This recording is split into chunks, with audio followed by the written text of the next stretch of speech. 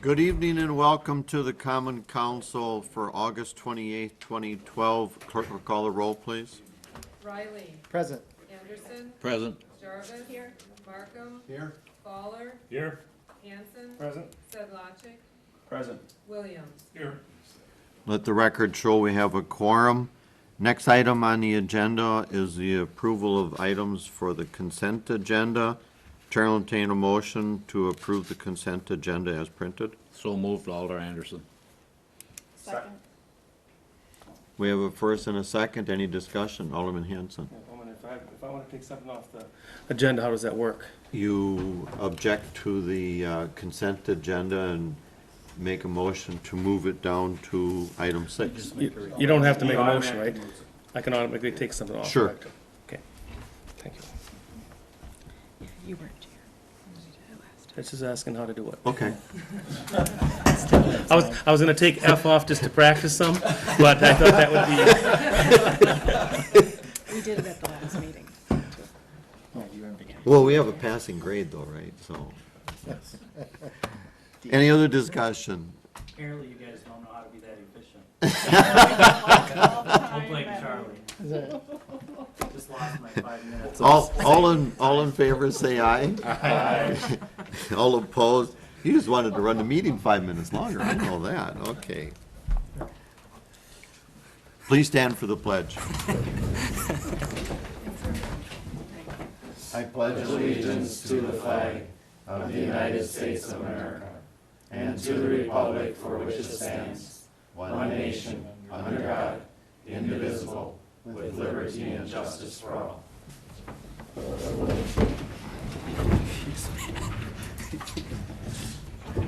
Next item is the audience portion where we ask people to sign in and be recognized by the chair.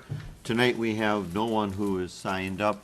We do encourage citizens to come forward and address the council. This is where you get to tell us what your concerns are and we get to listen. So we always want to encourage people to come forward. Item 5 is the consent agenda. Chair will entertain a motion to approve the consent agenda items as indicated. Mayor, I move to approve the consent agenda items A through F. I second that. We have a first and a second to approve the consent agenda A through F. Any discussion? Clerk will call the roll. Hanson. Yes. Jarvis. Yes. Sedlacek. Yes. Markham. Yes. Williams. Yes. Riley. Yes. Fowler. Yes. Anderson. Yes. Consent agenda is hereby approved. Item 6 is not necessary, so we'll delete that. Item 7, presentation by Phil Cawson of Ehlers and Associates regarding revenue bond refinancing and financing options for the lead service line replacement program. Good evening, Phil. Welcome to the City of Plymouth once again. Thank you, Mayor.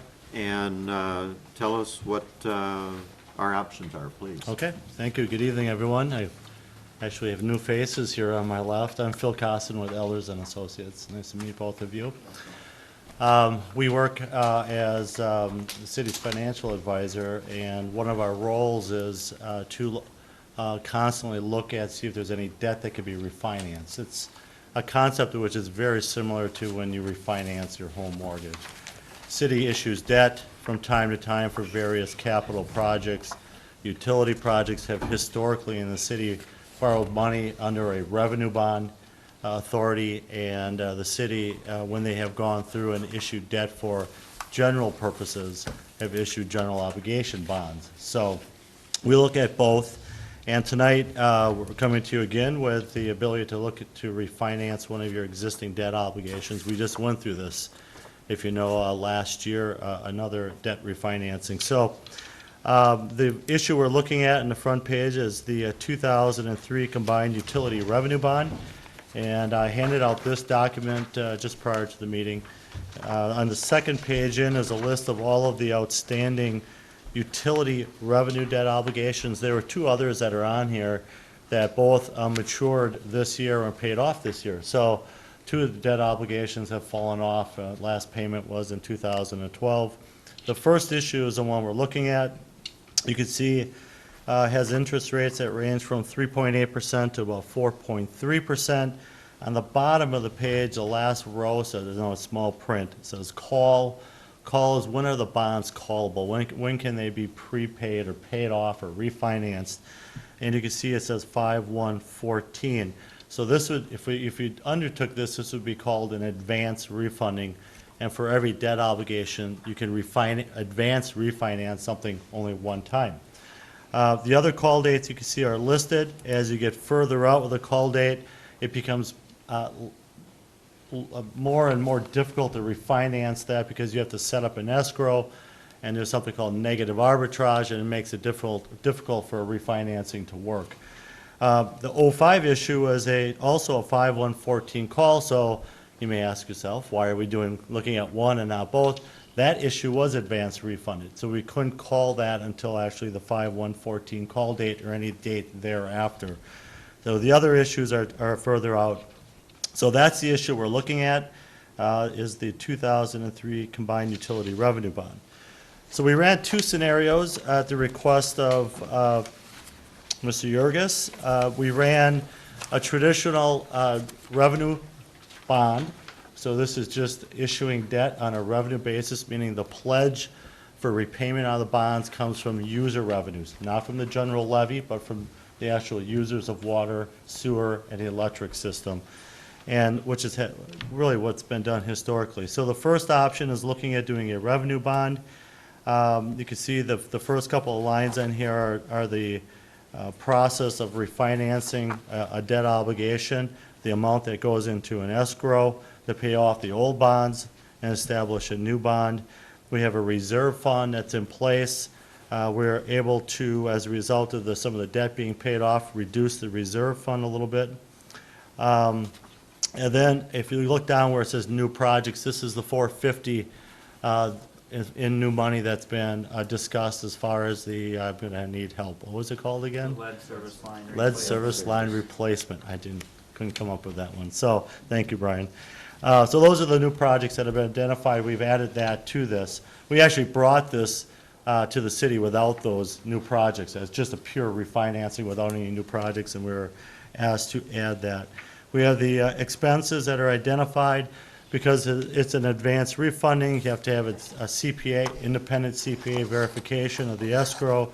And there are some additional costs, about $1,500 to $2,000 as a result of doing an advance refunding versus a current refunding. The net issue size would be $4.7 million. On the next page is the breakdown of just the piece that would be refinanced, not the new money. So this pulls out the new project funding piece of this and looks at just why are you looking to refinance this debt? What is the actual savings to do that? The first couple of columns are the existing debt, the debt to be refunded, and then the portion that is not callable yet, that stays in place. And you end up with a total principal and interest column. The new debt issue says new debt service on the top. You can see the estimated rates identified in blue compared to the green numbers that you see. That's why we're looking at refinancing this is instead of pick a year, 2020, 4.15%, we're looking at about 1.83%. And then the far right-hand column is just the difference between the old issue and the new issue and the actual annual savings. You can see in this case about $20,000 on average, $220,000 over the life of the issue. Difference in reserve fund is factored in, and a total savings of $256,000, which is about 4.6% net present value. So the net present value number looks at what portion of the existing bonds are being saved. So in this case, you're looking at about 4.5% savings. So about $20,000 a year. Everybody follow that? Okay. Second, at the request again of Mr. Yurgis, we added a second option of refinancing this as a general obligation instead of doing a revenue bond, and there's two savings as a result of doing that. One, you save a little bit in issuance expenses. Bond counsel charges a little bit less advisors, we charge a little bit less as well as a result of doing a revenue bond. You'll also save on interest rate a little bit. It's usually about a 0.25% ballpark difference. General obligation will always sell a little bit better than a revenue bond, and it's really a pledge of security that they're looking at. The bond purchaser looks at it as pledge of security. The most secure debt is general obligation debt, which has the whole levy power of the city behind it, versus a revenue bond, which has the power of the water and sewer pledge, which is the lesser pledge. And that's why it trades a little bit different, not dramatically. In this case, again, because some of the costs are less, we end up at $4,650,000. The savings is a little bit greater. Instead of about $20,000 a year on the next page, it's about $25,000 a year by doing it as general obligation. The difference between the two ends up being about 65, roughly 60, I think it was $63,000. It's a projection. We don't know exactly where it would end up different, but it's around, to do it general obligation versus revenue, saves the city an additional about $65,000. Why would you do it? Well, you do it as a general obligation for the greater savings. That's why you would do it. That's the pro behind it. The con behind it is it counts towards your borrowing capacity. The city has, like every other municipality, has a limited borrowing capacity, which is 5% of the value of the community. And so this issue then would count against the borrowing capacity. You're not bumping up against that level, against your borrowing capacity. You're not in danger of being really high. It's just, that's the negative. It counts towards the borrowing capacity. So those are the two options that we laid out. In case you want to know, the last page, we've included the city's general obligation debt. It looks like a big number. A great deal of this debt is tied back to the tax increment districts. And so you can see the different debt issues here. If you look again at that last row where it says call date, you can see a lot of the calls are out late teens, early 20s. There is one as 5/1/14, the 03 general obligation issue, but it's paid off already in 2014. You have two more payments. You're not going to, there's no reason to refinance this. It's going to be paid off relatively short order. So there's really nothing on the general obligation side of the ledger that makes sense to refinance. The only one right now is the 03 combined utility revenue issue. So we talked not just about the two options, but we also talked a little bit about timing. I think initially when we brought this, and Brian and I met a couple of weeks ago, we talked about possibly, if it was approved, selling this as early as your second meeting in September. But I know you still have some discussions you want to have regarding the capital side of this, and so that may push a couple of weeks later. The Public Works and Utilities Committee met to discuss the lead service line program, which is tied to the consent order or agenda item 8A. And part of that requires a minimum replacement of 91 lead service lines, which is estimated to cost around $450,000. We may have to replace up to 122 by the end of 2013. And so we're looking at adding potentially adding that into the cost of this bond program. The other thing is, it came up at the committee level that they would like to review the utilities capital improvement requests prior to making a decision on the final dollar amount for what we want to borrow, and so that review has not been completed yet. So we're looking to do that hopefully here in early December to have, or September to have some discussions about that. And then hopefully in a relatively short period determine the dollar amount, what we would want to borrow, and then refinance that. So if we discuss that in September, we're looking at October before we would take final action. So that's kind of where we're at. But in the meantime, I think what we want is a clear indication, at least from the council, to Phil, that yes, we do want to at a minimum go forward with the bond refinancing opportunity.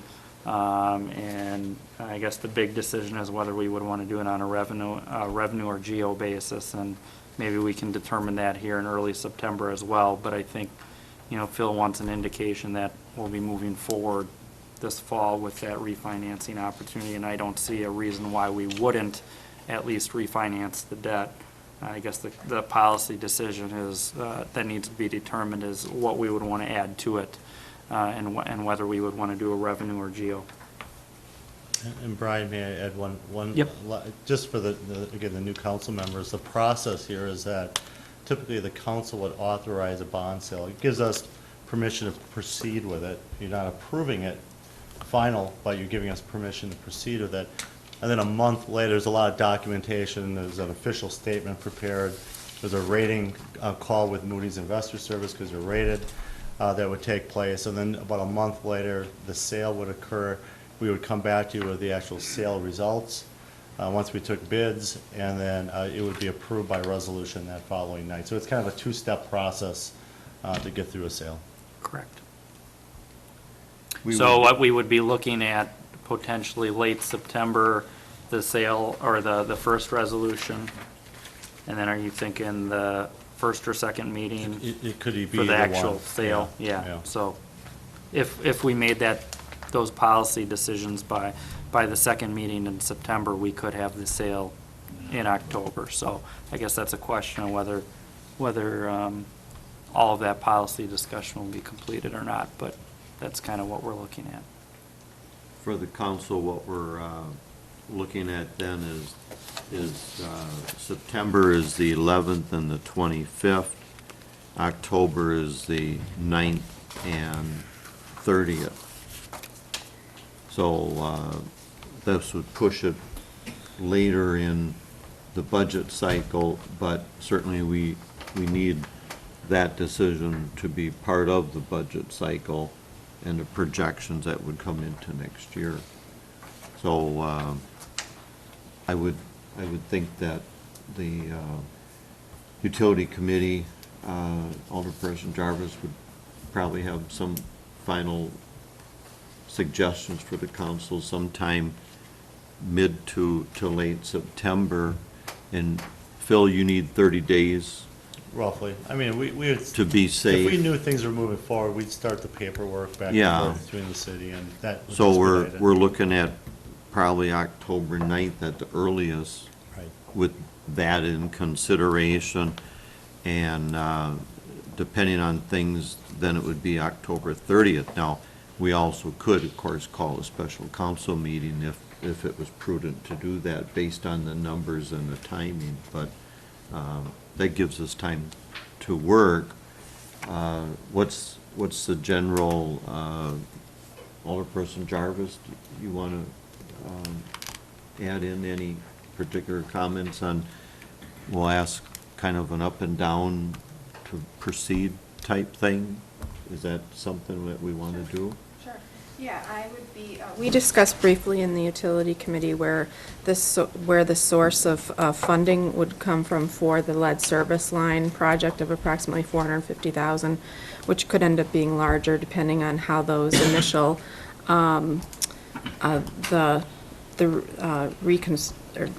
replacing those lead lines, how they may impact the sampling of the water. And if we successfully pass that phase, then we may not have to replace additional lines. So we talked a little bit about whether to lump sum the 120 lines to be replaced versus the 91 to be replaced. And I think that from the committee's perspective, we thought that let's just stick to the 91 right now, and that since we are refinancing this other debt, that it would make sense to add the $450,000 for the lead service line project to this, rather than taking it out of the utilities reserves. So I'd be in favor of adding the lead service line project to this refinancing. As a point of clarification, so everybody understands, we are committed to do 91.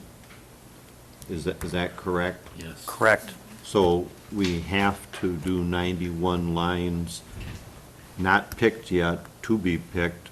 And publicly bid. Right, but we would have to do a minimum of 91 based on the agreement that we worked out with the DNR.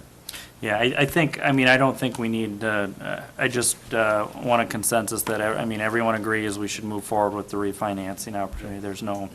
I mean, that's pretty why we given. have to do it. So, yeah. I mean, that's what Phil was here to talk about tonight. I think in early September, there's going to be some meetings with some committees, and those other policy decisions will be hopefully made in the near future. So, I mean, I guess that's why Phil was here tonight, to give this presentation, and we need to do some work on our end and get back to Phil, and then he'll be preparing the resolution to proceed with the bond sale, and then we'll have the sale and the final resolution.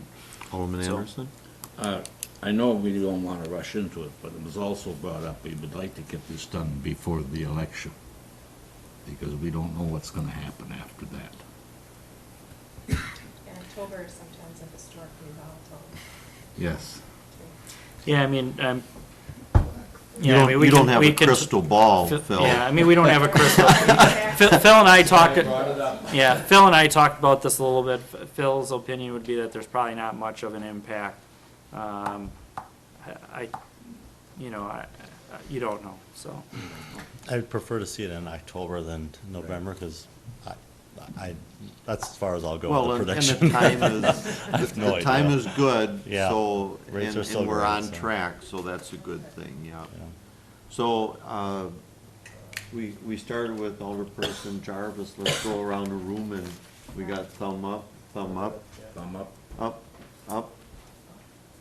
My thumb goes up for the 610 for the 122. We're moving forward.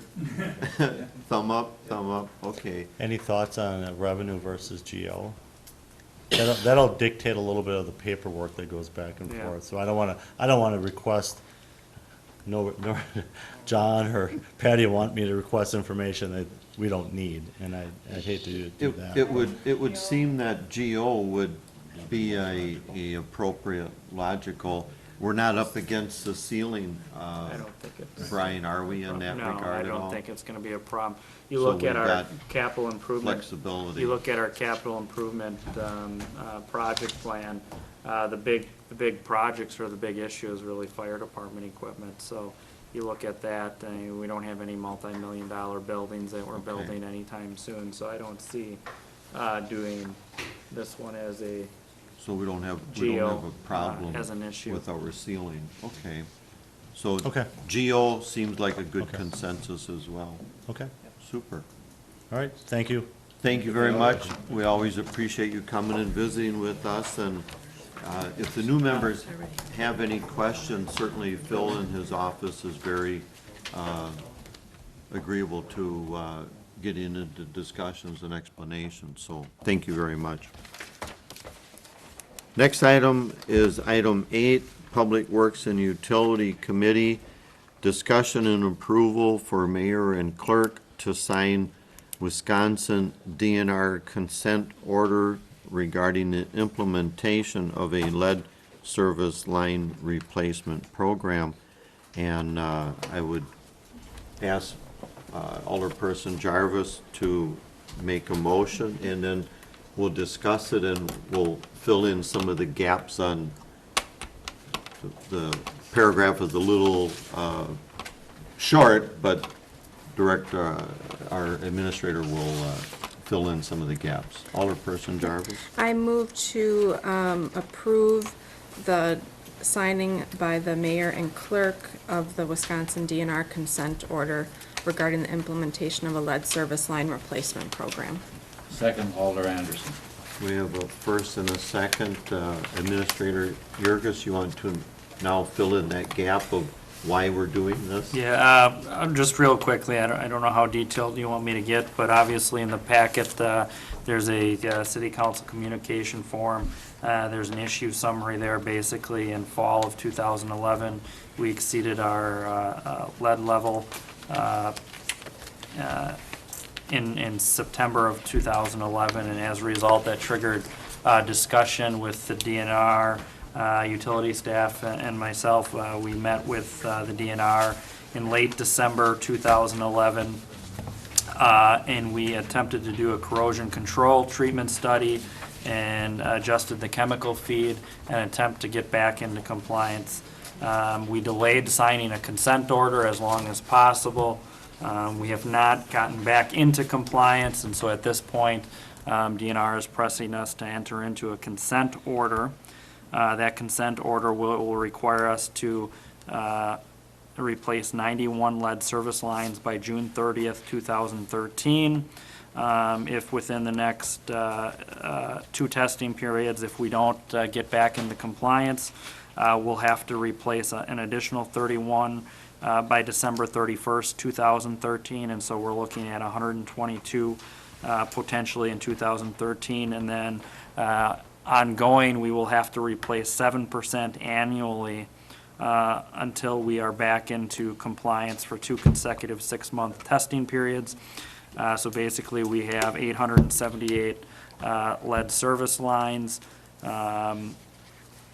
So that's roughly the 61, 62 lead service lines per year that we will have to replace until we're back into compliance.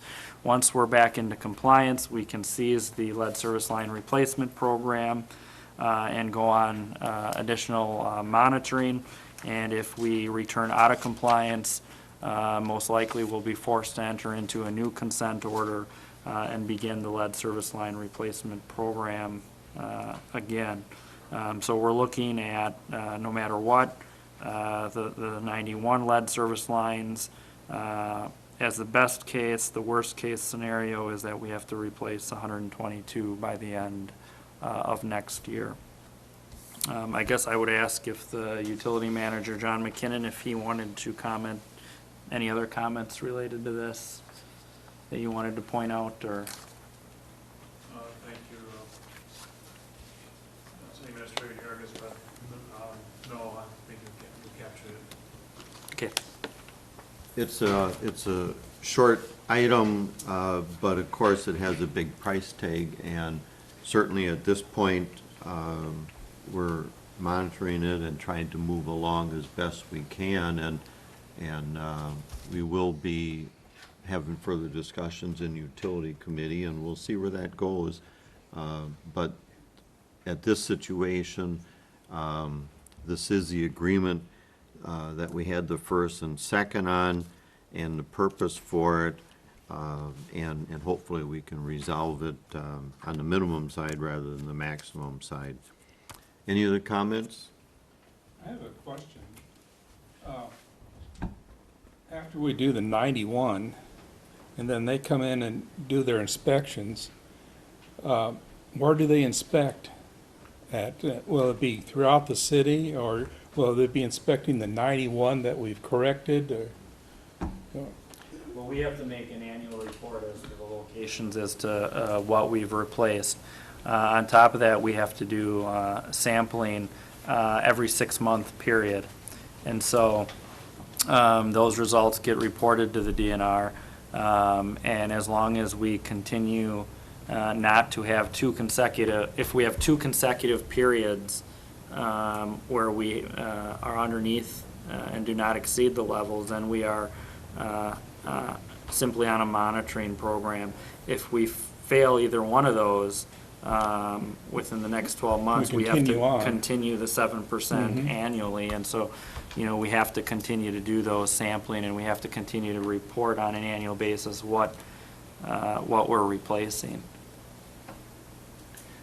Was your question? the Alderman, question was, the when we do our specific samples, specifically sampling? where do we sample at after we've done the 91?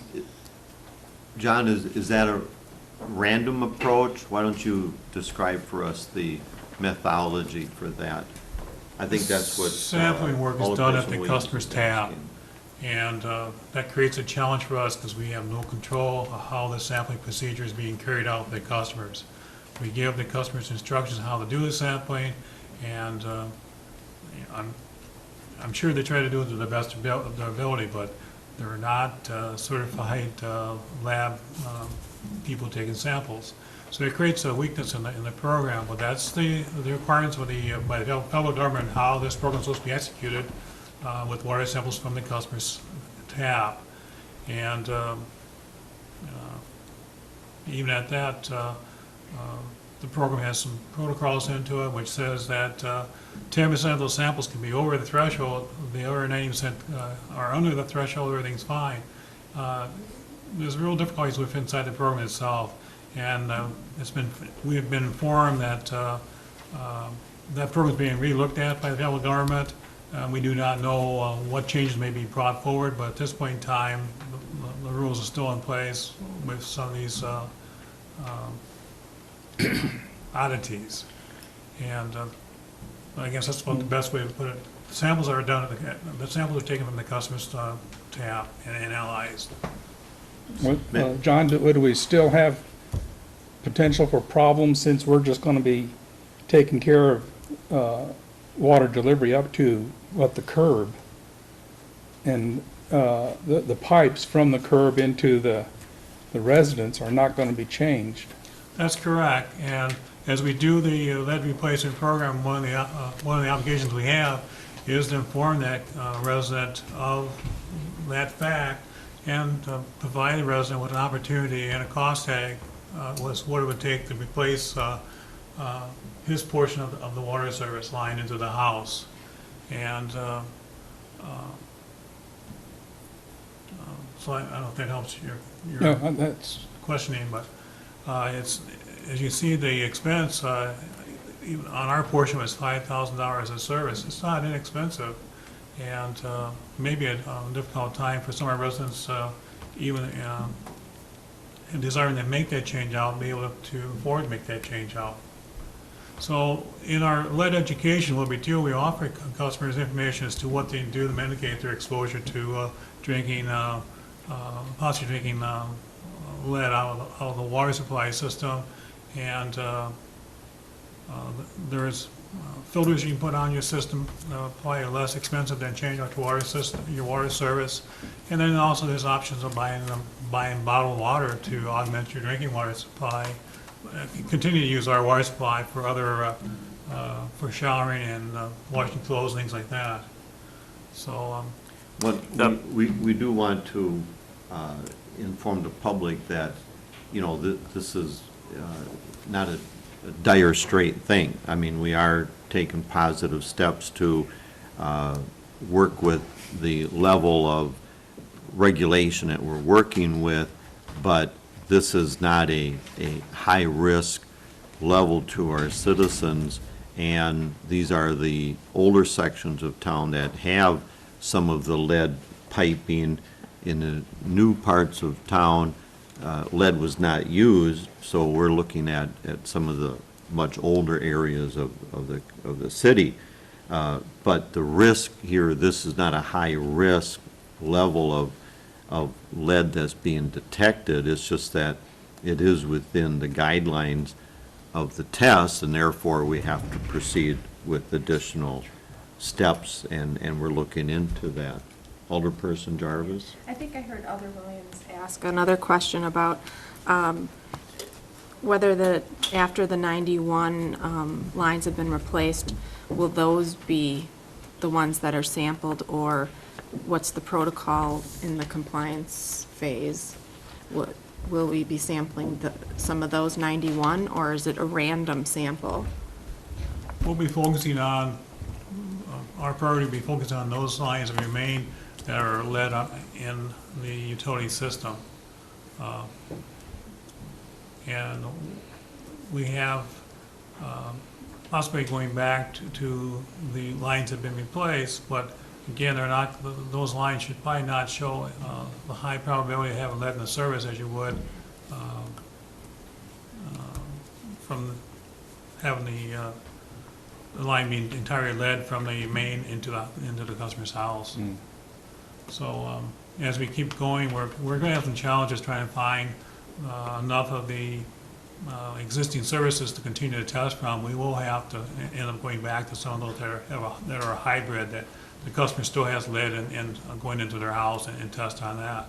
At the end of the day, we can replace all the lead services. We still do that test at required by the federal government at the customer's tap. And as long as the numbers exceed the federal standard, we still have to serve the notice to the customer, and we've done everything we can. We treated the water, we've replaced lead services, but the customer still has this challenge, knowing that they exceed the federal standard. So do we get to pick which lines are going to be sampled after we've replaced the 91? Or is it going to be dictated by the DNR? The municipality picks the lines that will be sampled. Okay. Well, the DNR reviews those results. And an interesting thing is we went through this procedure, we went back and retested some of the lines that came in high and got lower numbers. And that's because you have to understand the discrepancy in having someone test their own, give you samples from their own water system. It's not consistent, and it proved out in the test. The fact that the DNR under the federal government guidelines don't allow you to give you a do-over. They take that first sample, and you can take another sample, but they don't allow you to throw out the what appears to be the bad analysis. So every sample has to be reported. So we take a sample, every single one is reported. So, Yeah. And what, Okay, thank you. the scary thing is the potential liability is like $4.4 million if we had to replace everything, the whole system. And we will at some point in the future as we replace water main in older neighborhoods, that lead service will be replaced, but this forces us to spend money that we had not anticipated. I think I commented to somebody about the drinking water in our services, and I have no problem going to anybody's house and drinking their water. I mean, I guess I understand the risk involved, and knowing the thresholds that we're dealing with, parts per billion, we're talking here the standard's 15 parts per billion, and think about it, how many people are in the state of Wisconsin, or how many people in the United States? Was 200 million in the United States? So we have 1 billion people here in the United States. It'd be one person or 15 people out of 1 billion. Those are extreme numbers. And am I concerned about the lead abatement program? Yes, but I think here